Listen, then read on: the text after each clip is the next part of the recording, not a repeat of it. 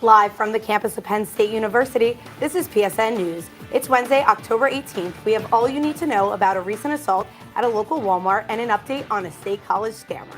We also have more on incoming benefits for healthcare workers, along with entertainment, sports, and weather. Stay tuned.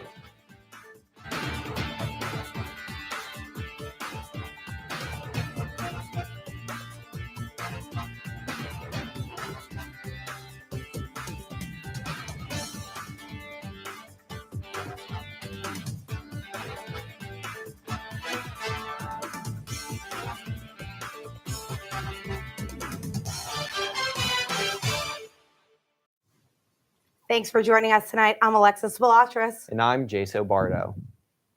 State College police are seeking the public's assistance in identifying a suspect involved in the assault of a 73-year-old man. On October 8th, the attacker punched the man in the face as he tried to exit his vehicle in the Walmart parking lot.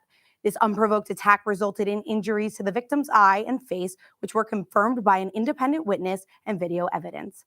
Anyone with information about this incident is asked to contact the State College Police Department. A State College man is facing charges after posing as a federal agent in a scam attempt last week. Lycoming Regional Police say Renzi Liu sent a message to a couple's computer saying it was hacked. The message directed them to call a number where they spoke to Ronnie Chase, Liu's alias. The 22-year-old told them to withdraw all their money and provide it to a federal agent who would pick it up at their home. Upon Liu's arrival, the victim became suspicious of him and called the police. Liu fled the scene. Authorities found him in the surrounding area, and the couple was able to identify him. Liu was arraigned on the charges and released on a $20,000 bail. Mount Nittany Health Foundation hit a hole-in-one with their 33rd annual Golf Classic fundraiser. The group raised over $350,000. Almost 300 golfers took to the Penn State golf courses for the event. These funds will strengthen sports medicine capabilities through Mount Nittany Health Orthopedics, benefiting student athletes. Every event organizers say that it wouldn't have been possible without the volunteers and the attendees. A new Korean fried chicken restaurant is open in State College. Tasty K is owned by a Penn State grad who says he's excited to give back to the community and serve the best quality food at the right price. The restaurant is open Monday through Saturday from noon to midnight, but that closing time could be earlier depending on if they sell out of chicken for the day. Tasty K is located in East Calder Way in downtown State College. Clouds have been filling the sky this week, but can we expect to see more this weekend? Tyler Hughes with Campus Weather Service has the latest details. Take a look.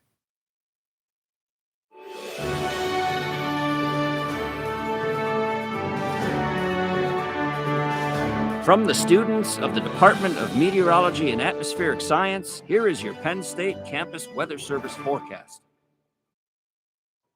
I'm Tyler Hughes with your PSN forecast, and it was another cloudy day, at least here in Happy Valley. Take a look at the satellite loop over the course of this afternoon. You can see plenty of gray skies for many of us across Pennsylvania, and those cloudy skies are going to continue for the most part tomorrow, aside from a little bit of clearing that we'll see later on this evening. Tomorrow looks to be another cloudy day, another wet weekend on the way as well. More rain chances for Friday and Saturday, and a cool down on the way. Highs dip into the low 50s for some of us next week, and it could even lead to the risk of a frost, and you'll see that coming up in a few moments. For highs today, we reached the mid-50s for most of us. 54 was the daytime high today in State College. In the 60s, though, in much of the eastern part of the state. 66 the daytime high today in Philadelphia. So although it was relatively cool today, I think it'll get to be a little bit warmer than that tomorrow. I think tomorrow's highs around 60 degrees here in State College. You can see the cloud cover is out again in full force. Maybe some peaks of sun in some locations, but for most of us, we stay cloudy. Highs approach 70 degrees in the east and remain in the 60s and even in the 50s in some locations in the central and western parts of the state. Things start to change as we step into later on Thursday into Friday, early Friday morning, though. You see this rain begin to arrive on our doorstep with a cold front and some low pressure, and this rain is going to be what brings our unsettled weekend in.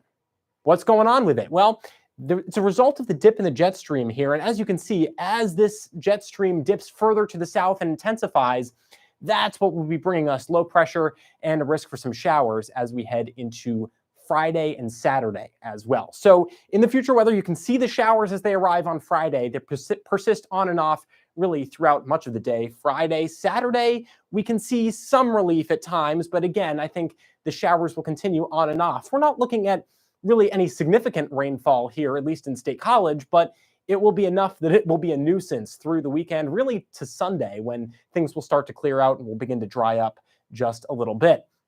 Now, this rain does extend all the way out into Columbus as well. So if you're heading to Columbus for the Penn State-Ohio State game this weekend, I think on the tailgates, you'll have some lingering showers, but as those showers begin to push off into our area later in the day on Saturday, things should start to dry out in Ohio. And by the fourth quarter, we should see some sun and clouds, although it'll remain windy. Definitely going to be a lot of running plays, I think, for the game on Saturday. So for this evening, 42 degrees, decreasing clouds, but those clouds will return as we head into tomorrow, a high of 61 here in State College, and light southerly winds will help to warm things up a little bit as well.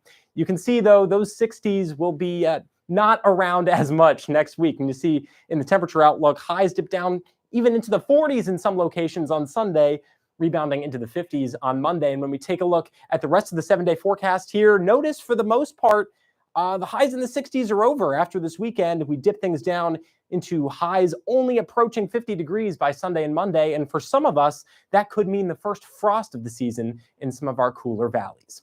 For PSN News, I'm student meteorologist Tyler Hughes. Have a great rest of your night.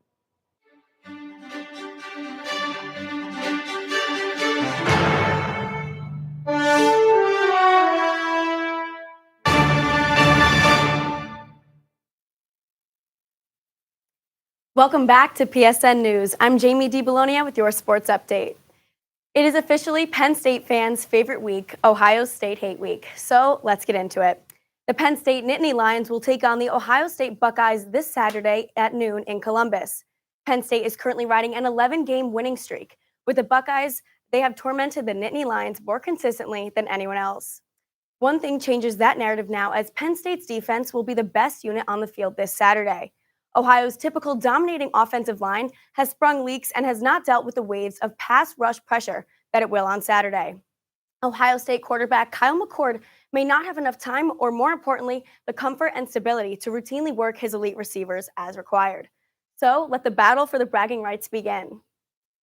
Also going to hopefully make some waves this weekend, Penn State football redshirt senior Daquan Hardy has been named Big Ten Co-Special Teams Player of the Week.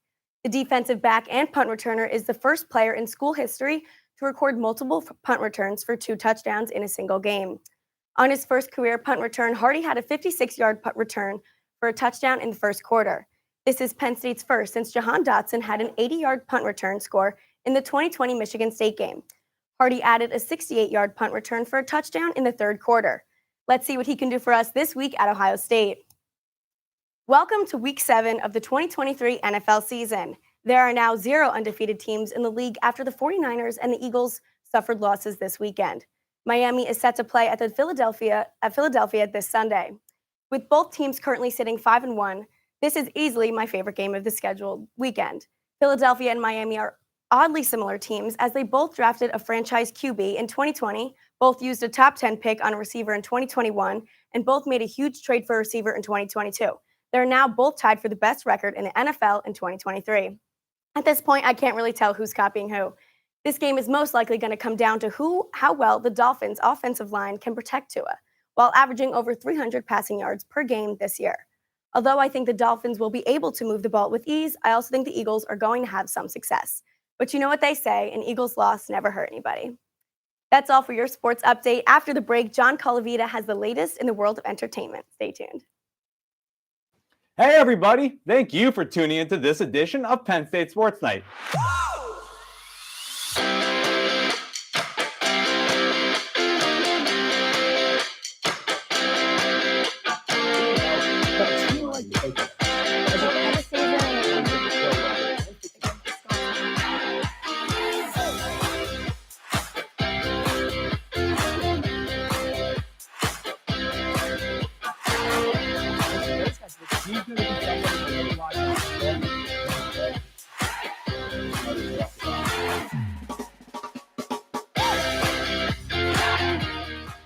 all of us here at the Belisari Media Center, we are Penn State Sports Night.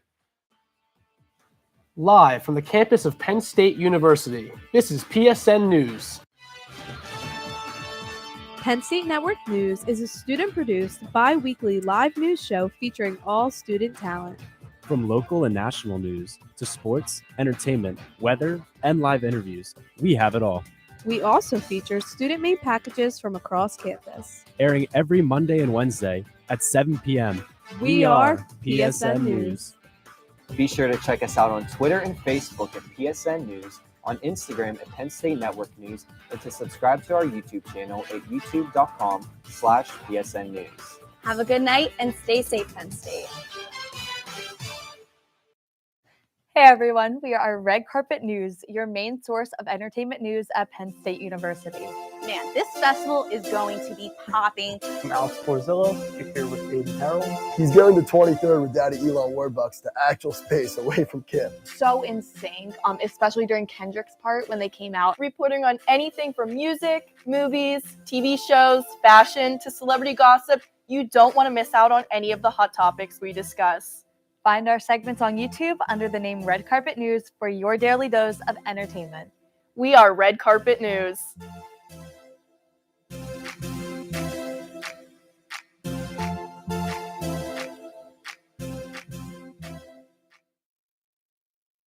Welcome back to PSN News. I'm John Calavita with your entertainment update. Tomorrow night, the host of Barstool Sports' BFFs podcast, Josh Richards, is coming to speak at the State Theater. With over 34 million followers, Richards is one of Barstool's biggest personalities. The event is called Read the Room, and Richards plans to discuss his experience with developing his podcast, as well as give tips on how to use social media successfully. Richards will also host a Q&A session after his talk. The event is hosted by this Penn State social media organization, Reach. Tickets are free and can be reserved by going to the State Theater's website. Pulitzer Prize-winning journalist Anna Wolf and Pulitzer Prize-nominated journalist Lindsey Green are the featured speakers of the 2023 Foster Foreman Conference of Distinguished Writers. Held in the Hub's Freeman Auditorium, the conference takes place on both October 23rd and 24th. Wolf is known for her expose of Mississippi's former governor and how he used his power to steal millions to benefit himself and his friends. Green, a Penn State alumnus, writes for the Detroit Free Press and was named a 2023 Pulitzer finalist in the criticism category. Each day of the conference kicks off at 6 p.m. with Q&A segments following speeches from Wolf and Green. Tons of events are happening each and every week in State College, and reporter Lily Pergola was able to attend a recent event downtown and is in the studio to share details. Lily? Thanks, John. Last week, I had the opportunity to attend the second annual PA Dignity Day. The community gathered at the Dr. Martin Luther King Jr. Plaza to express what dignity represents to them. I had a chance to talk to the organizers who believed this event was needed in State College for different ages, genders, and ethnicities. Let's take a look. I'm here on this beautiful fall crisp afternoon at the Dr. Martin Luther King Jr. Plaza, celebrating the second annual Pennsylvania Dignity Day. This worldwide event celebrates everyone deserving a space to share their thoughts and feelings. It has brought people together from all ages, genders, and ethnicities to feel respected for what they have to say. Dignity is something that we're all inherently born with, and it never leaves us. So to see people of all different ages, ethnicities, all of that, it makes me really, really excited. And that's what I want our community to be. I want us to come out and support each other and see each other and acknowledge the dignity that we all have. This community event allowed the public to discuss matters that are controversial to society. The organizers and the State Borough College worked tirelessly on this local celebration of Global-Wide Dignity Day. It's faces of people in our community, and I think when you hold that photo and you put it on the picture, it kind of humanizes that for just yourself. You see this person and you don't know them, but like, when would there have been another time where you would have this photo and you just kind of like look at the photo and you're just like that person's a human, and like we're connected even though we don't know each other. And I just think that it just kind of unites us as a community. Now, the members of the Borough State College and the PA Dignity organizers hope to continue and expand this event as much as possible. In State College, I'm Lily Pergola with Penn State Network News. I believe that this event will continue and to grow and allow everyone to understand what dignity truly means. Back to you, John. Thanks, Lily. Former Grammy winner Britney Spears has written a memoir titled The Woman in Me, which is set to release on October 24th. Spears has promised a no-holds-barred tell-all for her fans. The book chronicles her near 4-year relationship with NSYNC star Justin Timberlake. Spears said, quote, "It is finally time for me to raise my voice and speak out." This book comes out 2 years after the end of Spears' 13 legal conservatorship. That's all for your entertainment update. Coming up next, interview anchor Lauren Reel will be speaking with Kaylee Ormerod, a freshman on the cheerleading team. Stay tuned. Hey, everybody. Thank you for tuning into this edition of Penn State Sports Night.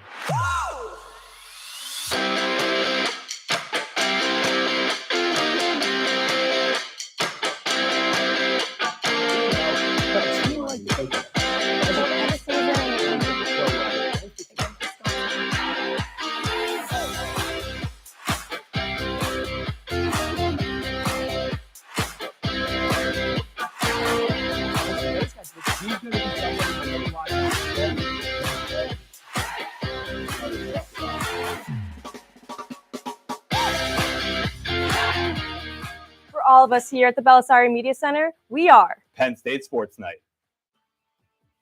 Live from the campus of Penn State University, this is PSN News. Penn State Network News is a student-produced, bi-weekly live news show featuring all student talent. From local and national news to sports, entertainment, weather, and live interviews, we have it all. We also feature student-made packages from across campus. Airing every Monday and Wednesday at 7 p.m.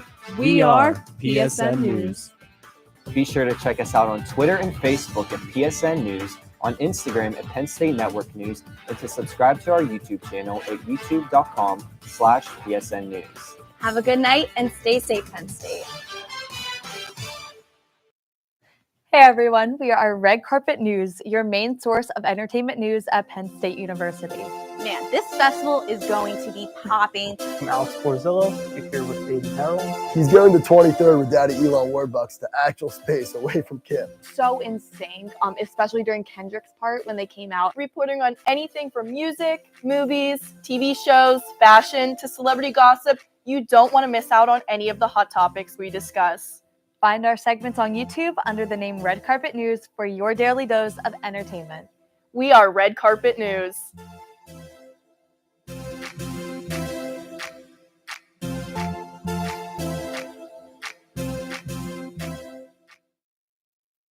Welcome back to PSN News. I'm Lauren Reel, and with me tonight is Kaylee Ormerod, a freshman on the cheerleading team. Kaylee, thank you so much for coming in tonight. Of course. Well, can you tell me a little bit about yourself, your major, where you're from? Absolutely. So I'm from Phoenixville, Pennsylvania. My major is labor and human resources. As you said, I'm a freshman on the cheerleading team. And yeah, I'm really excited to be here. Well, we're so happy to have you. Can you tell me a little bit about what made you interested in joining the team? Absolutely. Well, initially I went to a few clinics. I've been doing cheer for about 14 years, I'd say. And when I went to the clinics, the atmosphere was really inviting. Everyone on the team has been super duper nice, and I had a connection with everyone, so I figured, why not? So you're a pro. You said you've been doing this for many years now? I have, yeah. I was an all-star cheerleader for about 14 years, and then I've done clinics here and there and also some sideline experience. All right, so you, of course, knew what you were doing coming in. Maybe a little. So what was the tryout process like for you? It started in October of the year prior. We had to submit a video of like skills, tumbling, a minor interview. From there, I was admitted as a recruit, and then tryouts were in May of this year. And I think we found out whether or not we were on the team about 2 weeks after. What was that like, sharing it with friends and family? I'm sure you were very excited. It was really, really exciting. It's been a dream of mine to be, even just at Penn State. I've kind of grown up here. My parents are both alumni. So finding that out was a huge deal. Really probably the highlight of my year, I'd say. That's a great way to start off your freshman year for sure. Absolutely. What was it like cheering at your very first Penn State football game? The atmosphere. It was, I think the best way to describe it is electric. Everyone there is just screaming. It's incredibly loud, but having that energy from the fans bouncing back at you and being able to engage is just a way to kind of amplify the Penn State experience. Obviously, the student section is incredibly wild, so getting to interact with them is just really, really exciting. So we've already had our big whiteout game. Would you say that was different? Was it nerve-wracking? For sure, one of the biggest crowds, or second biggest? Was definitely nerve-wracking. Didn't really know what to expect going into it, but it was very similar to other games, just obviously a bigger crowd, a very amplified atmosphere, and the energy both on and off the field was wild. It was really engaging. So yeah, it was a lot of fun.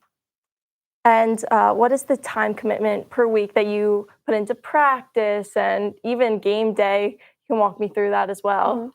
So we have 4 2-hour practices every week. And then for game days, for example, we arrive about 3 hours prior. So we have to get there before the team. That way we can do pregame, team arrival, all of that, and warm up any game day skills prior to being on the sidelines. Then we also have smaller events such as Nittanyville, and then there's a basketball event tomorrow, small things like that, homecoming parade. Yeah. So you got to walk in the parade. How was that experience? Definitely being a part of the Penn State community on and off the field. Absolutely. It was really fun. It was a little long. It was definitely late at night, but a lot of people did stick around to see the end of the parade. We had the band behind us, which was fun. Getting to interact with younger kids on the side of the parade who were either looking up to us or just excited to be there. Obviously, lots of candy being thrown out. That was a lot of fun as well. And the community is just very inviting. So being there and getting to interact with alumni and all of the people there to watch the parade was also a good experience. Very comforting and a nice community. And we have unfortunately had pretty bad weather the past few home games. So what does the cheer team have to do? Do you make adjustments when the weather is raining, or? We do, yeah. Usually we'll wear our Nike warm-ups. This past game we had to bring out the ponchos. Definitely not the greatest look appearance-wise being on the sideline, but makes it a little more fun for us. Generally, if there's rain, we put on hats, and then skill-wise, we generally avoid doing harder stunts and tumbling just for safety reasons. Of course. The grass might be a little slick, so. Well, everyone, keep your eyes out for Kaylee down on the sideline. Thank you so much for coming in tonight and telling us more about your experience on the cheer team. Now, stick around because coming up next, Alexa and Jace will have the latest news from across the nation. Ready, mics? 3, 2, fade in on 2, mic and cue. This is Nittany Talk.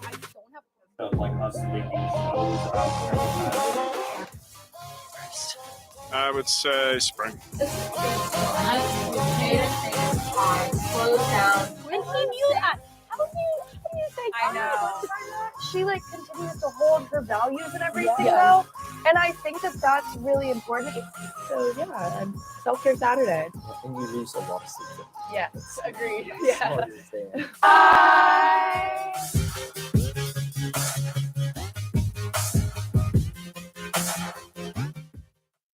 Hey everyone, welcome to Culture Central. My name is Jaden Stewart. What's good, everybody? My name is Eric Pichardo, and we are your hosts, creators, and executive producers of Culture Central.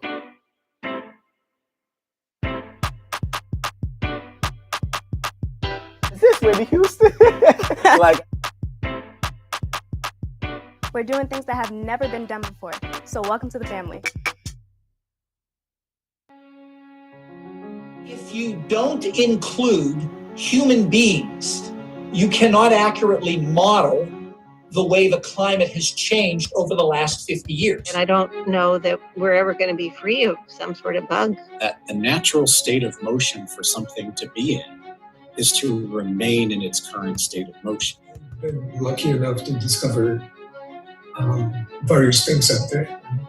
Pulsars, exoplanets, and some other phenomena that ended up being interesting. Hi, I'm Johnson Gary with Asking Penn State. What if Asking Penn State? Asking Penn State. Asking Penn State. Asking Penn State. Welcome back to Asking Penn State.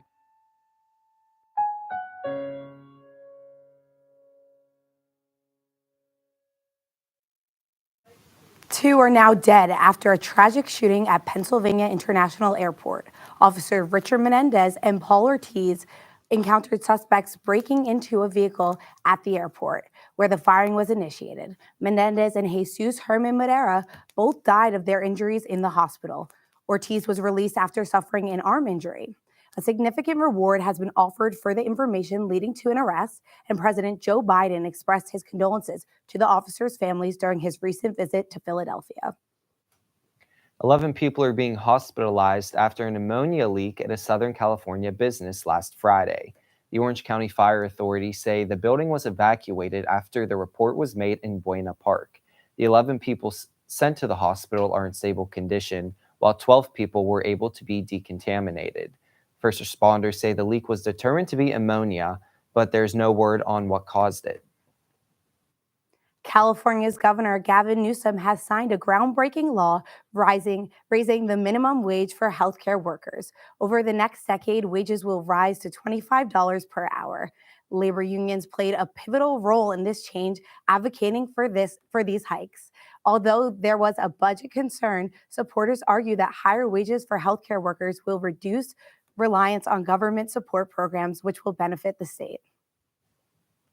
Newsom also signed a new law on Friday that is changing how certain residents are getting an education. The new law makes low-income Mexican residents living near the border eligible for in-state tuition rates at participating community colleges.